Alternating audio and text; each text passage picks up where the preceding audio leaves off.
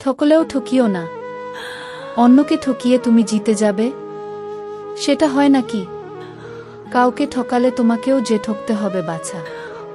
যে ঠকায় সে ঠকে।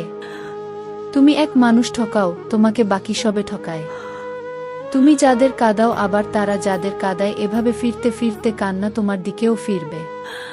ঠকিয়ে কেউ না ঠকে পারে না। মানুষ ক্ষমা করতে পারে, কিন্তু রীতি প্রকৃতি রূপক অর্থে ব্যবহৃত হচ্ছে ক্ষমা করে না। তার নিজস্ব নীতি আছে। যেটুকু ভেজাবে ততটুকু ভিজবে। কারো সুখ শান্তি কেড়ে নিয়ে, স্বপ্ন ভেঙে দিয়ে কেউ আত্মিক প্রশান্তি নিশ্চিত করতে পারেনি। তুমি আজ ঠকালে তুমি কাল ঠকবে। পাপের এক ভাগ পৃথিবীতেই ভোগ করে যেতে হবে। কাউকে ঠকিয়ে কেউ মাফ পায় না, পায়নি। দীর্ঘশ্বাসের গভীরতর ক্ষমতা। অভিশাপ বিনিময়বিহীন যায় না। কারো চোখের জলে যদি তোমার নাম লেখা থাকে, কারো বুক ভাঙায় যদি তোমার দায় থাকে, তবে তোমাকেও কাঁদতে হবে। বুকের মাঝে লাগবে ব্যথা আরও অধিক। সাময়িকের জন্য বিজয় মিছিল করতে পারো, কিন্তু ধ্বংস ফেরাতে পারবে না। কারো যেটুকু ক্ষতি করেছ তার অধিক ক্ষত সারা জীবন বয়ে বেড়াতে হবে। প্রকৃতি নিয়তি প্রতিশোধ নিতে জানে, তাকে অনুরোধ জানাতে হয় না। মানুষকে ঠকিও না। কারো বিশ্বাস ভঙ্গের কারণ হয়ও না। মানুষের অভিশাপের চেয়ে মানুষের চোখের পানি থেকে ক্ষতির বড় কোনো অস্ত্র নাই।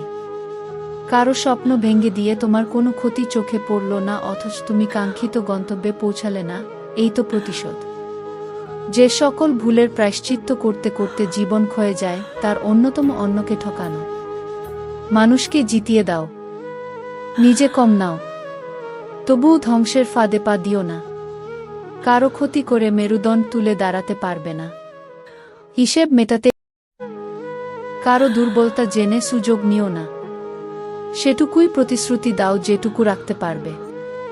মাঝপথে ছেড়ে গেলে তুমি হয়তো গন্তব্যে পৌঁছাতে পারবে, কিন্তু যে পথহারা হলো সে তোমার গন্তব্যের যাত্রা কঠিন করে তুলবে। যে অধিকার হারা হয় কিংবা প্রাপ্য থেকে বঞ্চিত হয়, সে যখন দীর্ঘশ্বাস ছাড়ে তখন তা মিস টার্গেট হয় না। মানুষের হক ঠকালে রব তার দায় তুলে দিবেন না। মানুষের আস্থা বিশ্বাস ভঙ্গ করার মতো বড় পাপ আর নাই। স্বপ্নসাৎ ধ্বংস করার মতো বড় অন্যায় নাই। ক্ষমতা পেয়ে সুযোগে গুজে যদি কাউকে ঠকাও, তবে প্রকৃতি নিয়তি তার প্রতিশোধ অচিরেই অশ্বই নিবে। জীবনে কোনো না কোনো ঘাটে তুমি ঠকবে, ঠকতেই হবে। অতীতের অন্যায়ের জন্য অনুশোচনা করো। যে ভুল পাছে ফেলো এসেছে, তা সুযোগ থাকলে শুধরে নাও।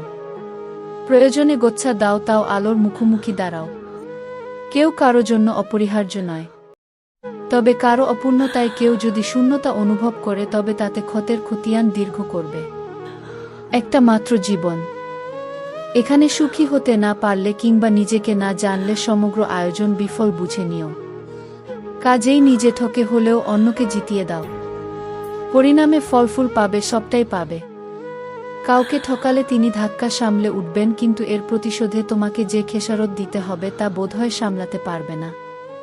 কারো দীর্ঘশ্বাসে কারো অনুযোগের তীরের ফলকে থেকো না।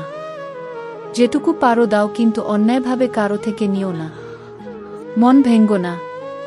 মিথ্যা আশ্বাসে কিংবা প্রলোভনে তুমি সরিষাতুল্য কেড়ে নিলে তোমার থেকে পাহাড়সম দখল হয়ে যাবে।